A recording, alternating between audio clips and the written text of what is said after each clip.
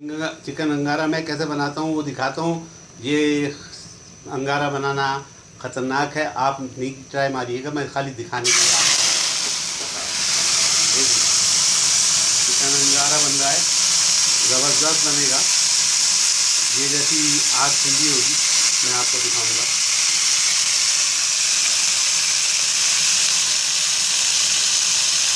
मेरा चिकन अंगारा तैयार हो चुका, ये देखिए क्या खूबसूरत बना है। इसको मैं पलटा के भी आपको दिखाऊँ,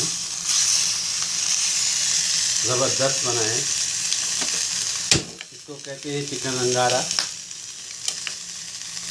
मैंने जो चिकन अंगारा बनाया वो मेरी प्लेट में मैंने सजा दिया, और मुझे पता है आपको जुस्तजू ये होगी कि देखूं कि कैसा बना है। ज़बरदस्त बना है, और इसको मैंने चटनी बनाई हुई है अपनी, उसके साथ खाऊंगा। इस चटनी की मैं डिटेल लिख दूंगा आपको। चिकन अंगारा चावलों के साथ, और ऊपर जो है ये लाल की हुई प्याज, जिस तरह हम बिरयानी पे लाल करके डालें वो डाली गई है, और नींबू रखा गया है। नींबू को टपकाऊंगा। ज़बरदस्त बनाने में थोड़ा सा ये है कि जिस तरह मैं बनाता हूँ आप नहीं बनाइएगा, एहतियात बरतिएगा। आप अंगार पे बना लें, आग के ऊपर इसको भून लें।